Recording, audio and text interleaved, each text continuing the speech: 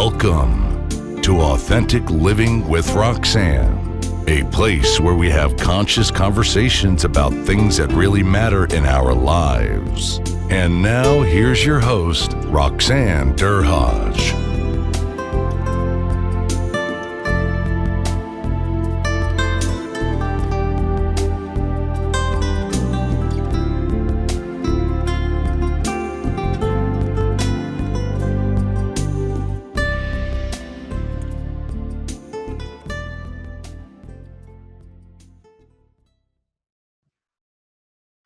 Hi, everyone. It's Roxanne. Thanks for tuning in again. This week, I have a colleague, Julia Katsivo. Hi, Julia. How are you? I'm good, Roxanne. How are you? Julia is, I'm going to read her background, but she's a business expert and she's an award-winning social entrepreneur, and she has over 21 years of sales and marketing experience. You don't look that old, Julia, to have that kind of experience. She helps new coaches and other entrepreneurs refine their niche and tighten up their marketing, which is oftentimes, what a lot of people starting off in business struggle with. And I know for when I was building my business, that was something that I really needed a lot of help with. She believes that understanding one's target market well is the key to marketing strategies that work, leading to more sales and more money. Absolutely. I completely agree with you. Julia and I think, Julia, I met you it's about 2 years ago now at Carl's event, where you were one of the speaker coaches at an event that I was speaking with. So we had the privilege to meet then. So nice to see you again. Oh, thank you. It's such a pleasure to be here with you. So Julia, you hear all these things about, the brand and the message and the lane and all that stuff, right? So you've obviously been doing it for a very long time. So tell me kind of what got you, did you go to business school for this? Is this something that you just kind of had an affinity to? Tell me kind of what got you in this particular kind of work. Okay. So I migrated to Canada when I was 17. And my very first job, that very first winter, so like just a couple months in, was door-to-door sales. And this was because I came from a country, Kenya, in which you didn't really work until you were 18. And, I got to this country and was like, no, people started working when they were 16, so get into something. And sales is actually one of the most common jobs that people get into. It's not something that they think about. Nobody wakes up and says, I'm going to be a salesperson. Very few people do that. And I found myself 21 plus years later in sales and marketing roles. I love marketing because it's simply that act of sharing something that you believe in. So I worked for Fortune 500 companies, and then I worked 7 years with a Canada Revenue Agency. And working with them specifically with small businesses day in and day out, I got to see why hundreds of businesses stayed in the black and why hundreds of businesses failed. And also watching my family members or friends, colleagues, people try to start something and then fail, try to start something and fail. And they would brush it off and say, life goes on, and they'll go on with their regular jobs. But when they started that business, I could see that passion. Like I could see the things that they hoped to do with those businesses, the kind of life they wanted to build for themselves and for others. And I knew that the biggest thing that's missing with most people is they know their stuff, they know their products, they know their services, they know exactly what they want to do. But when it comes to who am I going to sell to? What am I going to say? Where am I going to find them? When it comes to sales and marketing, that's what they don't have a handle on. And that's the reason why they give up shop. So it's not money. It has nothing to do with money or time. It's the lack of skills with sales and marketing. And I have an abundance of that. And I love to work intuitively so that marketing works for you. So it's not that textbook sort of strategy that you got to implement that doesn't feel right, that doesn't even flow with who you are. And then you wonder why you're not making any money. It's who are your people, speak to them in the language that they understand, and they will get what you're doing and then selling, the act of exchanging money for goods or services then becomes a natural progression to that. So that's my passion for this. I can tell. So really, I think you're so right, right? People start doing things because they love what they do, right? And oftentimes it's kind of like, oh, just give me the clients, put me on the stage, you know, and I'm all good. But all the back end stuff is something that I know, like myself, I've worked in corporate consulting. I'm a psychotherapist, you know, until I actually started on actual coaching and practicing and speaking for myself.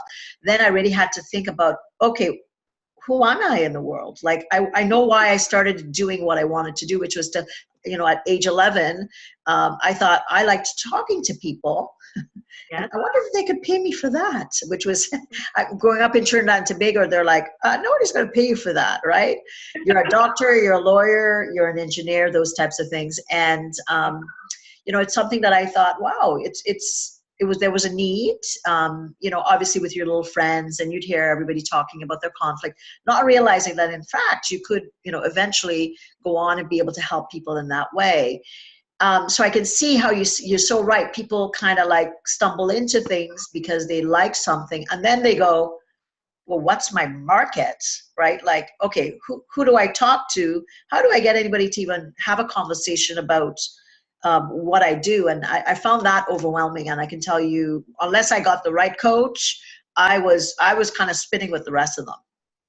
That's it. And that's truly the difference between getting it and not giving up and wasting time and money, and making the steps taking the steps that you need that will get you farther along. It's unfortunate that, I mean, if you come from, like, say, my background, people are getting better about accepting help from coaches. But when you hear business coach, life coach, or anything like that, they just, okay, what is that? I don't need that. Like, are you kidding me? I can't even mention that to my family and friends. They'll think there's something wrong with me. You need help. We all need help. Yeah, it's so true, right? So when someone's starting a business, let's talk about what you've seen. I mean, obviously you've seen every possibility. You've seen people that are well-intentioned. You've seen, I'm sure a lot of people work really hard. People fill their days with a lot of things or activities, and they think that it's helping them. But as a marketing strategist, say someone comes to you and let's say they're a new entrepreneur, they have their product, they have a bit of a background. How do you kind of approach working with them with marketing? Yeah, so I actually have an approach that doesn't go directly into the marketing. The first thing that I do is I help you get really clear about the vision that you have for your life. Yeah, and it has nothing to do with the business side, as you'll notice. But yes, you have to get really clear about the kind of life that you see for yourself or want to see for yourself and your lifestyle. Because I believe that work should be created around your life and not the other way around. I don't want us to go ahead and put out a strategy. You're going to get your results, and then you'll look around and notice, oh, but there goes the time with my children and they're important to me. Or, great, I'll never get married at this rate. I'm married to my job. You know, like, I make sure that it's intuitive, because you're going to have hard days. And you need to be able to have a kind of life that's going to motivate you to do what you need to do, because you can see what you're working towards. So we start with the personal and then the business vision. And we get real clear on the numbers. So even while I say this, it's not just all inspiration and motivation. I create my marketing plan for myself and for my clients based on our revenue goal. So a lot of people will, you know, maybe put out their social media posts or go and network and go speak. And all they're thinking is, I just want one client, or I just want one speaking engagement. But how does that come back to your revenue goal? We got to start with that. What do you need to bring in? And then how are we going to, what kind of services or products are going to bring in what you need? And then we create the marketing strategy around those products and services, so that everything has a plan, so that when you're going out, you know, when you look back, it's not, I went to 10 networking events and I just spent money, I didn't really do anything. Well, yeah, we didn't really have a plan. We didn't have that step-by-step plan that says the reason I'm going to this networking event is how does it tie back? How does everything look back so that you have that revenue goal that tells you this is what I'm working toward and this is how I'm going to make it. If I have to sell 13 products, these are the marketing campaigns I have created around these 13 products so that at the end of the year, I can see how I met my goal. So I like that approach because, obviously, as a female entrepreneur myself, when you're thinking about building your business, if you don't take your lifestyle into account, like your children and what, some days, you're gonna, we all work late, but then you don't want it to be the norm, right? To say that, I'm building my business, so I'm going to have 12-hour days until I make, a certain amount of money. You're going to burn out really, really quickly. So I like the fact that you kind of look at it and say, how do you see it? How do you see your life? So whether it's, to take one vacation a year, to be able to have maybe only one late evening or 2 late evenings, or to be able to flex, to be able to have mornings to get my children off, or whatever, or to be able to go to baseball practice or hockey games, those types of things.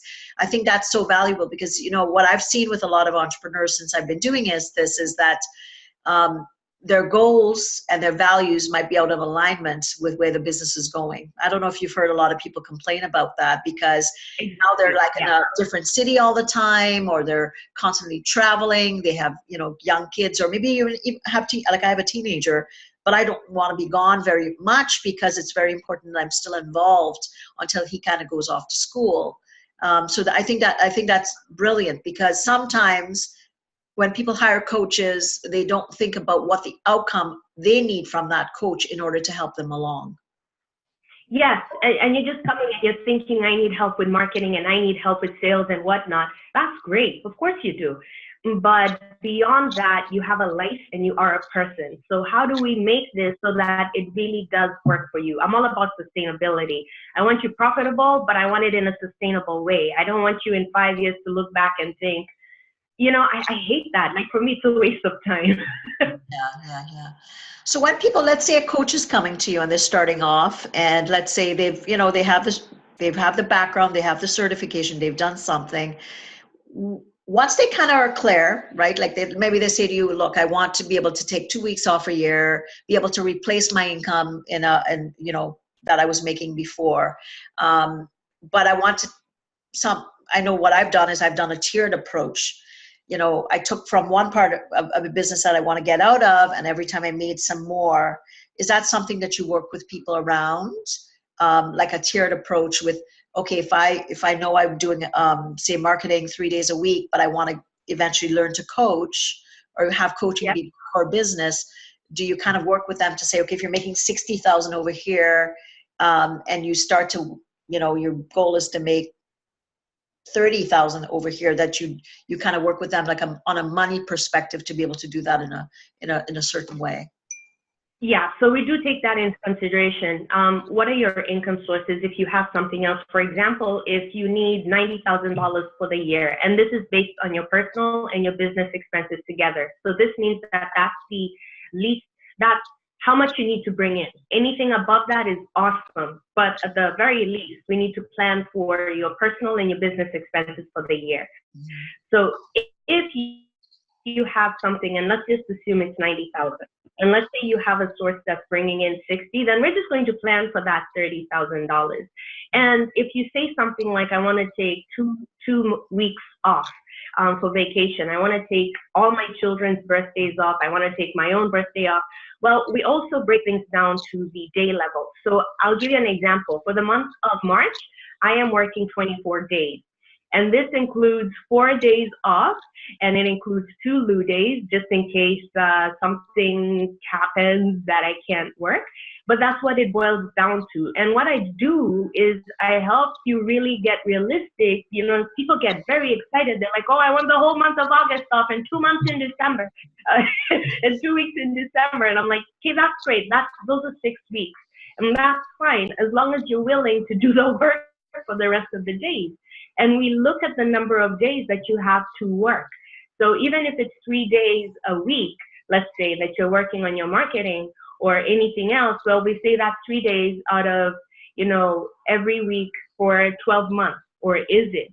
And then work based on what really tangibly do you have to work with. And that's what we work with. And I like that. That's very tactical, right? Versus, I'm all, because I'm not microscopic. So the help that I've gotten has helped me to break things down, right? If it's X amount per event, to know that, okay, this is what you're targeting, but then to break it down, like you said, once you start to look at the revenue goals that you have, then you break it down into months, then probably into weeks, into days, or even down into an hourly rate, so that if you're working for 24 days, those other 7 have to be paid for within that 24 day period in that month. Yes, exactly. So you still have your goal, so your revenue goal for the year, you break it down and you say, well, based on activities or whatever the case may be, what am I bringing in? What do I have to bring in? So you still have to work within that. And even say you mentioned events, it's also knowing that what's the plan after the event to make sure that we're still capitalizing on that and bringing on board the clients who maybe at that time were not ready or were in a different stage of the client buying cycle.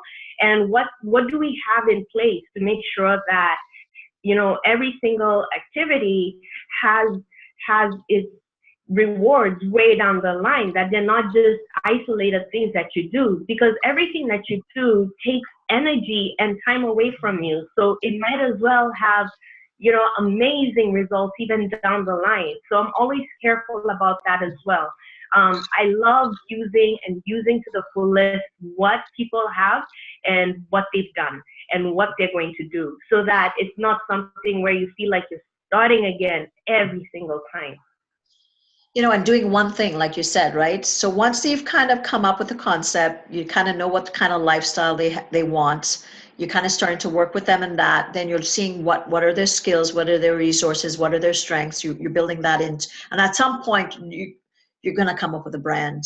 Do they work through that with you, Julia, like the actual brands? Is that? Yes.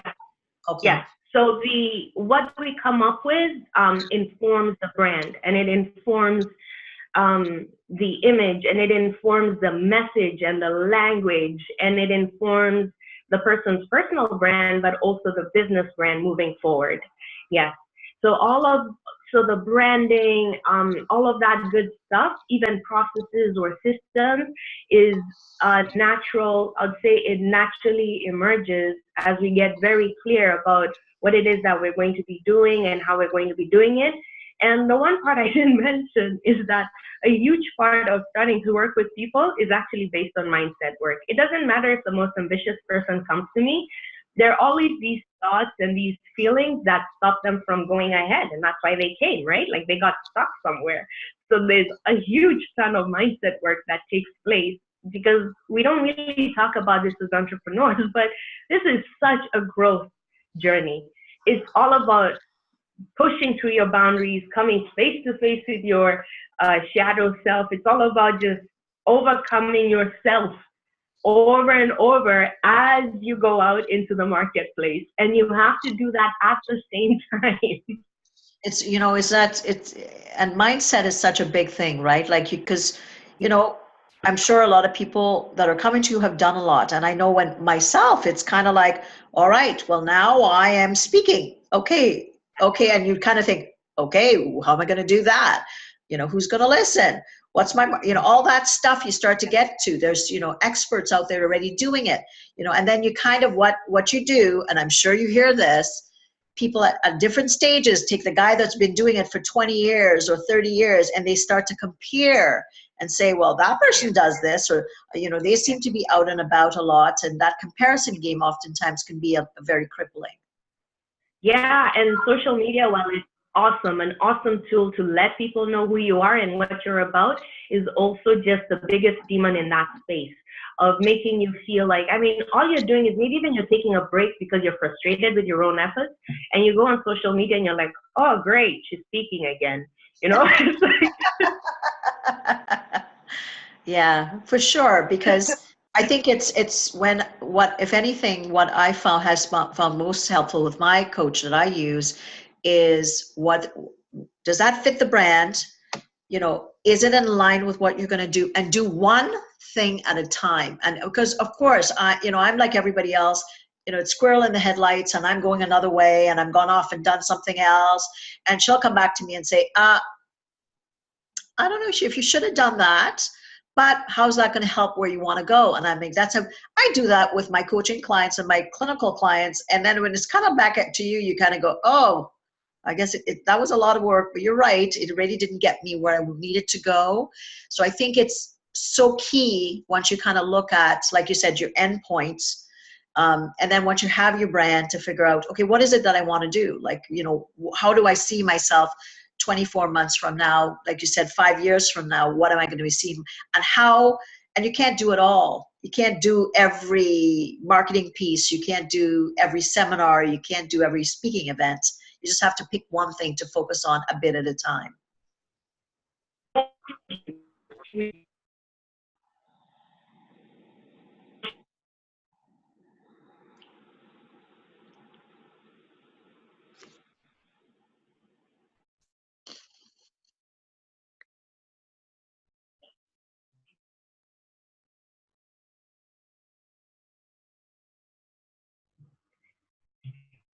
So you gotta love technology. You froze up a little bit, and I think yours. Okay, no problem. So really, when someone like with me, I just had to be directed to start to figure out where I was in business. Kind of. Would you say there's stages to business and what you do when you and how you do it? And at one point, let's say if I'm a beginner, if I'm in the middle of the road, or if I'm seasoned, are there different stages you would say to how you market to your audience? Yeah. So in marketing, we have it's called the client buying journey, right? And this is the journey that one takes from interest to purchase. And people are in they're in different stages of that journey. And we see this even just with someone making a decision on food. When they say, I'm hungry, well, that's awareness. That's awareness that there is a problem, or that there is a need. And then the next thing is eat, the consideration stage. And that's when someone else starts to think about their options. That's when they open the fridge. That's when they ask another family member or a friend, what do you feel like eating? And sometimes they'll even narrate what they feel like cooking. And they'll say, you have rice. That's it. And those are your options. And then the last stage is the decision stage, which is the purchase stage. And that's when something is agreed upon, where it's like, you know what, I'll just warm up the pasta from the decision stage. So even with marketing, it's important to put out content that talks to the target market, bearing in mind. So in the awareness stage, it's information, you're just educating people. In consideration stage, what you're really focusing on is showing what's different about you. And in the purchase stage, you're just making it as very simple and very clear as possible for someone to make a purchase. So this is when people go on, let's say, a website, and the button is very clear there, purchase. And when we are with clients, or when I am speaking with them, I'm cognizant of what stage they're at. So even when they come to me, at the beginning, this is what I say: oh, your journey. Your only purpose in life is to go out there and start selling. That's it. And the most difficult part, because people say, well, I don't want to say the wrong thing. I don't want to look. Yeah, you're going to have to. You're going to have to. You're at the beginning stage. This is the stage where we make all the mistakes. This is where you learn what works for you, what doesn't work for you. And this is where you get the information you need so that you can start making your products and services. Let's say you're not going in something that's already been created for you. This is the information that you need so that you can start, so that you can be a better person. But that's how it starts. So at the very beginning, I'm all about go out and selling. Hear what people are saying, take that feedback, don't take it personally, and use that as an opportunity to consider, what do I need to do next, or where do I need to go? So that's at the beginning. And then we need to start getting clever and niche. And this is, toward the growth. It's just really honing in and really zeroing in on that. Well, maybe you'll have two client types, Really love the idea of going for that one person. Your messaging is clear, it's direct. Anybody who looks at what it is that you're doing immediately knows what you're talking about, or if it's for them. If it's not for them, at least they know who you're speaking to, so that they can think, oh, I need to get my niece on that, or I should forward this to my uncle, he needs to see this, whatever that case may be. So this is where you really just go deep on what is it that my person wants, and then you give it to them at all the different levels. So we start with the first level where they are invested in you, but not that much because they don't know you yet like that, and they don't really trust you yet. Just going really deep and making sure that you always have something that's going to help them, that is of value to them, and that keeps them as your client for as long as possible. So we really work on the client delight factor, because your best clients are going to be the repeat clients, not the new ones. And your least costs are going to be with people who have already purchased from you, not the new ones. And your best referrals and your best accolades are going to come from people who get to work with you and get to really see your good stuff and really work with you on that. So that's important to me. And I'm always looking at, where are we and what do we need to focus on? So immediately, I always say pick a niche, but let's not just go deep immediately, because you don't know your people. You don't know what they want. You really don't. You think you do, but you don't. You know what you think they want. So we have to go out and just sell and just put yourself. So even if it's someone's a speaker, put yourself on as many stages as possible and just give yourself a timeline and say, you know what, for the next 8 months, I'm just going to go hard and speak everywhere. And then I am going to look and review all my speaking engagements. What felt good, what didn't feel good, what led to more of what I want, what just definitely doesn't work for me, and start to make a more defined plan based on actual experience. Yeah, that's great advice, because initially people don't know you. The market doesn't know you, right? You're basically, you're going out and you're just, you're getting to know people. People are getting to know you. Like, what's she about? She seems okay. She's, she's done this, she's done that. I don't know what, and then, like, you're right. And before you know it, like you said, if you go on and you just get on stages, or, you get on, you start coaching people, and then eventually it kind of guides you based on, what you first of all like to do, but also who's coming to you. And then it helps you define that niche even more. Yes, and a really good indicator of where you are and how you're doing are the people who come to you. And this is really hard to understand, because people take things personally. They'll say, oh, so I had these clients and they barely show up for their coaching calls, or they really bug me and they paid the least amount. In fact, I gave them discounts upon discounts, and some of them are pretty much free. And they're the ones who just bug me constantly over everything and that sort of thing. Well, that's an invitation to look at yourself. You are showing up in that way to the world, and you are always going to attract at the level that you are at.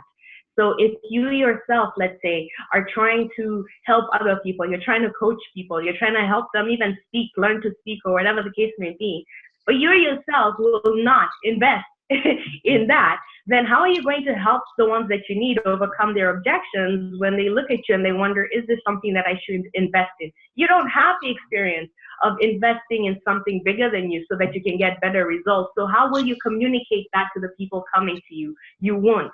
And instead, the same way you go out and you get the free products and the trials and this and that, you're going to get that. You're going to get people who come to you and they'll say, well, I'm here because you have a $1 promotion. And then immediately after they leave, even though they were extremely excited and happy. So it's always a good indication to look at your client base and then ask yourself, do I want more of this? If not, what within me do I need to change? What do I need to look at and really look at and change so that I can start attracting more of what I want? I love that. That is so true, because if you're not in, like, I think of my path and what I've invested, and I've coached with so many people in different arenas, the speaking, the business, the social, all that different stuff, because you kind of see the people that have done it, that have the brands, and you see their websites, or you see them on stage or whatever. And then you realize this has been a lot of work. It's not, it takes a lot to be able to get there, but you're so right when you're saying it takes time, you have to learn, and whatever you're projecting out there in the world, that's truly what you're going to get back. So that's very, very important. Now, can we talk a little bit about social? Because I know probably people listening, they're like, oh my God, don't I have to, I have to be on every platform and I have to, so how do you kind of work with people again to decide with marketing pieces? Let's say, I don't know where my market lives. I'm hoping to find that out. And how do you kind of work with people again to figure that out? And do you tell them to go on all social platforms? Oh no! Oh my goodness! Oh, that no, because social media, as with any other thing, is a skill. So when you say go out on all the social media platforms, you're asking people to learn multiple skill levels at the same time. And that's exhausting. And then you're going to wonder why they didn't work on other things like picking up the phone and calling and asking for business. Absolutely not. So the first thing that we do is, yes, we get clear on your life and on your business. So that's the vision part. And then we get clear on your ideal client. Exactly who is this person? What does he or she want? What are they looking for? What do they need? What do they want right now? What is it that we can tell them right now that's going to make them just sit up or listen or say, you are speaking to me, or were you in my prayers last night, or like how did you know? We want that reaction from people. How did you know that that's what I need? Or that's interesting, let me look for more information. That's what we want. Now the thing about social media is you just have to figure out, and this is easy once you know who your ideal client is, where they go. So as an example, I've written for and I've been featured on Forbes.com. And the reason for that is this. It's not for credibility, and it's not because it makes me feel good or look good. It means like you have to go where your people are. So, and the same way. So on Forbes, how did you get there? How did you get on the Forbes platform? I got on the Forbes platform because of articles that I had written for other places. So it's playing the long game. And it would be the same as people who maybe want that really big stage and they go directly to the organizer and they're like, you need to pick me.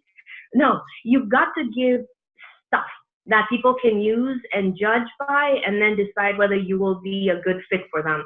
So I was writing the kind of stuff that would be published on Forbes for other publications, just maintaining that standard, because I also knew that my people were reading those other publications, but also that I wanted to be on bigger platforms, let's say as an example, Forbes. Now I have clients who are just in love with the idea of doing Facebook Live. But the truth is, I always have to bring them back to the fact that their ideal client is never, ever, ever going to spend time on Facebook watching a Facebook Live. Like for some people, that's just the reality. And I get it. It looks good and you want to be amongst the number and you want to look like you're everywhere and that you're doing everything. I get it. But if that's not for you, then I'd rather that we pick what is for you. For some people, their people are more likely to be on YouTube videos. Now, the reason I do videos is because I enjoy speaking and on stages or cameras or whatnot. But my default setting, and I really love writing, and I read more often than I will watch something. And I know that about my people too. So I do a lot more writing than I do videos. And it's not because I don't believe in the power of videos. In fact, statistics tell me every day how I'm missing out on opportunities by doing more writing and less videos. I don't care. I only care about my people. Where are they? What do they need? What do they need to hear from me? And the only way that I can put out as much content as I do is if I do it because I enjoy it and I love it. Now you'll see someone like me. I am on Instagram. I just closed my Twitter account, but I was also on Twitter. I'm also on Facebook, on LinkedIn, on YouTube. I'm very active on all those social fronts, as well as speaking publicly and also holding my own events, including a conference. But this is not for everyone. If this was not me, and if it was not so the same way I say, what are your strengths and all of that good stuff. If this was not me, and if this was something that I couldn't do, I wouldn't do it. I wouldn't do it. I just wouldn't. It's not sustainable. But it is sustainable for me. And it is something that I love to do. And I've worked out my whole marketing strategy based on that. And so again, it's that. It's where are your people? Where are your people? And if you have the capacity, maybe you love social media and technology like me, then yes, go ahead and do what you need to do. But there's also a learning curve. I started out with Twitter and I hated it. I was so frustrated. And I talked to myself for years, even on Facebook, before I gained any kind of traction. You know, so sometimes people say, oh, you get to do this and that. I'm like, yeah, if you're willing to really make public mistakes and just, you know, and write horrible articles that nobody will ever read until you get it. You know, if you're willing to do that to yourself, yes, you will get to the place where these things come with ease. But at the beginning, for a long time, 4 or 5 years, I was making public mistakes. I was writing horrible articles. They were too long. They were like essays. You know, the grammar, just trying to figure out the grammar from, I mean, it's English, but it's different how we're taught in Kenya and then again in Canada. And also figuring out your market. And for, you know, social media, what can you say? What can't you say? Who, you know, figuring it all out. You also have to know what the price is to get to where you want to be. But I think, you know, back to your point, like like you, I like video. I write, but if I had to get in front of a camera or write, I would get in front of a camera first. So hence the podcast, which has worked really well for me. But I mean, I also do write, but if I had to sit down and write as much, because obviously you love it, it would be, I would have to make myself do it. But for the video, it's no big deal. I just think, what are 3 points I'm going to talk about today? I'm going to talk about something happened, you know, 3 bullet points and a call to action, and I'm done. No biggie, because I'm so accustomed to speaking. Yeah. But if I have to write an article, I will have to kind of shut down, think more. You know, and I haven't made as much mistakes because I haven't written as much articles to different publications. But you're so right. You will have to be willing to say, oh boy, was that bad? Oh, I think that was bad. And then you think, and then you go back and then you realize, wow, I got better just because I just got more comfortable. And what do people want to see? And as a marketer, I'm sure you can tell me this, but what I've learned is be yourself. Be who you are. Don't try to be Julia. Don't try to be Roxanne or whoever. And that's what people want to see. They don't want to see you polished a certain way, or they want to see who you are day to day. They want to see you in your real kind of realm. Because once they trust you, know you, and like you, eventually, and they know what you're all about, eventually, if they want to deal with you, they're gonna buy from you. Yeah, people want humans. Yes, absolutely, absolutely. They want humans, and yeah, just because you are skilled at something doesn't mean you're skilled at life. You know, like I'm not saying show up a hot mess, but just be yourself. Just really work on being yourself. Work on the confidence part, the inner confidence part, because the more you put yourself out there, and in marketing, it's all about putting yourself out there in a big way. The more you do that, the more that all these things crop up that say you're not good enough, you're not polished enough, who will buy from you, who cares about what you say, look at the way you look, you're not pretty, you're not skinny, whatever. Whatever. Just really get comfortable with yourself so that the only thing that matters is the words that come out of your mouth. You know, and that's, once you get over that hump, then you realize I can't be anything but myself, really, and feel comfortable. And I think once you get there, you kind of go, oh, it couldn't have been that simple all along, because you're thinking, like talking again about mindset. You were so much in your head, and then you thought, oh, well, I have to do it this way, or I have to look like this, and then you kind of look back, and I look back at some of my earlier videos, and I'm like, oh my God, I should have just taken a breath and just had fun, right? Because the more you get relaxed, then the true essence of who you are comes out, and then people go, oh, I like when you said blah, blah, blah, and I think, oh, you like that? That's kind of how I talk.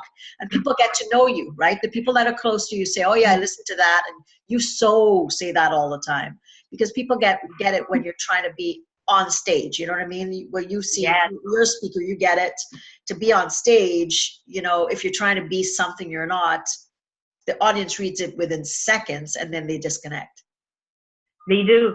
and you yourself bring in a wrong kind of energy. Like I know for the very beginning, I decided to just be at ease with the way that I would set up my background or even the space that I was in for the videos, because I thought I left the cubicle. Why would I want to come recreate that? So true. So true. Yeah, absolutely. Well, Julia, this is, I think we could talk for a very long time. I've learned so many things, if anything, more so, just the importance of, again, my coach says, what's your lane? Basically what's your brand? And when you when it's you, there's no effort. And you've reinforced that yet again, so well, because as entrepreneurs, you're always trying to think about, am I going the right way? And we all have to pivot, right? Periodically, Yeah. but it's nice to know that you're out there helping entrepreneurs and coaches find that, because I know a lot of people flail around for a long time thinking they can do it all. And then they realize, boy, I need a coach. I need somebody that knows this stuff. So I know you have something coming up that, it's quite extraordinary. So why don't you tell the listeners about the event that you have coming up? And, if they love what they hear that we've been talking about, I'm sure people would be willing to come. And it's in Toronto, correct? Yes, it is. It is. So I love, love, love events. I love creating events. I love bringing people together. That's just me. And so we have a full day event on Saturday, April 27th here in Toronto, Canada.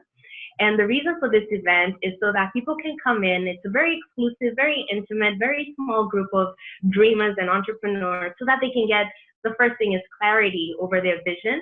And I walk you through that in a very introspective, spectacular way that just makes sense to you. And then we create a marketing plan and we figure out your strategy for the rest of the year. I also do a heavy piece on the mindset, because you're going to be coming in with all the things that have stopped you from progressing. And we're going to just put, we're just going to chop them all up. And I'm going to give you the perspective that you need so that you can see that you're okay and you're going to be okay. You just need to have a plan. So you're going to walk out with a plan. It's an intimate group of people. I love the people who come in, because they're powerhouses, but they're also willing to be vulnerable so that they can learn and connect with each other. And this is something that I'm passionate about, because, a lot of what we do in isolation. So even if you go to networking groups or you go to conferences or things like that, you're sort of in a role. You're like, I am an insurance agent, or, I am a financial advisor. You're in a role. But what I like about my event is that you come as you are. You are a human being first. You are a female.